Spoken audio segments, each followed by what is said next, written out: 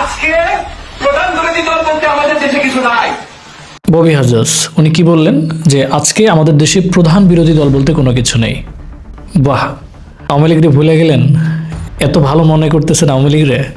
আওয়ামী লীগ কীভাবে আপনাদেরকে আখ্যায়িত করছিল, কিভাবে আপনাদেরকে সম্বোধন করেছিল, কিভাবে আপনাকে তুচ্ছ করেছিল, গালিগালাজ করেছিল, এগুলো কি ভুলে গেছেন? এত তাড়াতাড়ি ভুলে গেলেন? চলেন একটু স্মরণ করাই দিই।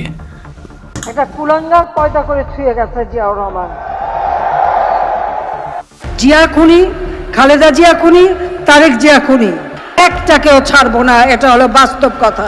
জিয়া খুনি, খালেদা জিয়া খুনি, তারেক জিয়া খুনি, একটাকেও ছাড়বে না, মানে বাস্তব কথা একেবারে, একটাকেও ছাড়বে না। দেখেন কিভাবে বলছে আপনাদেরকে। আরেকটা জিনিস শোনাচ্ছি, শোনেন। শামীম ওসমান ভাই কি বলে গেছে ওটাও শোনেন। ভুলে গেছেন তো আপনারা, শোনাই। এত আর্লি, এত তাড়াতাড়ি ভুলে যাবেন, এটা আসলে কল্পনার বাইরে। জনসাধারণ এটা বিশ্বাসই করতে পারতেছে না যে আপনারা আওয়ামী লীগের কর্মকাণ্ড এত তাড়াতাড়ি ভুলে যাবেন। একটু শোনাই। যারা বিএনপি করেন তাদের একটা কথা বলতে চাই, আজকে দিনটা লিখে রাখেন। কালকে আজকে হয় এমন হতে পারে যে আসরের নামাজের সময় আমি নাও থাকতে পারি, মরে যেতে পারি, কিন্তু আপনারাও মারতে পারেন, কিন্তু অন্য কেউ মারতে পারে, ভিতরের থেকেও মারতে পারে, বাইরের থেকেও মারতে পারে, অনেকেই মারতে পারে। বাট একটা কথা বলে রাখি, আপনারা ক্ষমতায় আসবেন না, ক্ষমতার কাছেও আসবেন না আপনারা, এটা মাথায় রাখেন। আপনাদেরকে কিভাবে বলছিল দেখছেন, যে আল্লাহর কসম করে বলতেছে বিএনপির ক্ষমতায় আসবে না। লিখে রাখেন, ক্ষমতার কাছেও আসবেন না আপনারা, এইভাবে আপনাদেরকে বলছিল, এইভাবে ছোট করে তুচ্ছ তাচ্ছিল্য করে আপনাদেরকে বলছিল।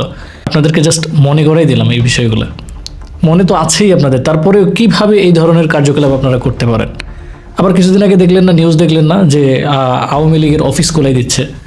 দেখাই আপনাদেরকে, হয়তো বিশ্বাস করবেন না। আজকে প্রথমে তিনি চাকা ইউনিয়ন আওয়ামী লীগ অফিস অবমুক্ত করলেন। নির্বাচনে সারা দেশে নিরঙ্কুশ জয় পেয়েছে বিএনপি। তবে ভোটের পরদিনই দীর্ঘ 17 মাস ধরে বন্ধ থাকা আওয়ামী লীগের অফিস খুলে দিয়েছেন পঞ্চগড় সদর উপজেলা বিএনপির এক সভাপতি।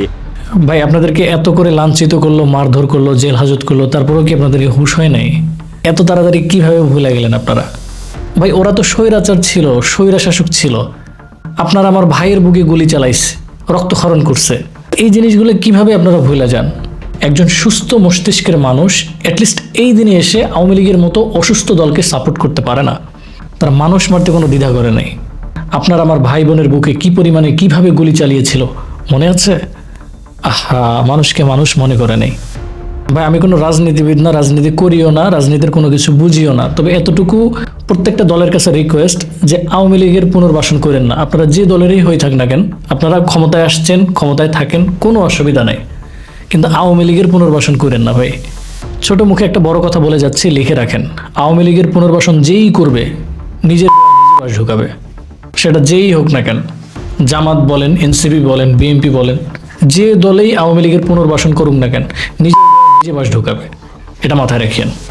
আপনারা কি ভাবছেন, আওয়ামী লীগ যদি পরবর্তীতে ক্ষমতায় আসে আপনাদের কোনো কিছু করবে না, আপনাদেরকে ছাড় দিয়ে দিবে?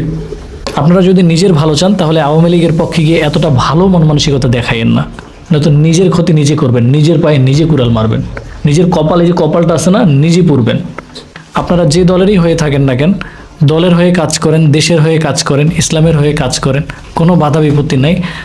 আপনার আমার সবার শত্রু হচ্ছে আওয়ামী লীগ। আওয়ামী লীগের পুনর্বাসন করেন না। ধন্যবাদ।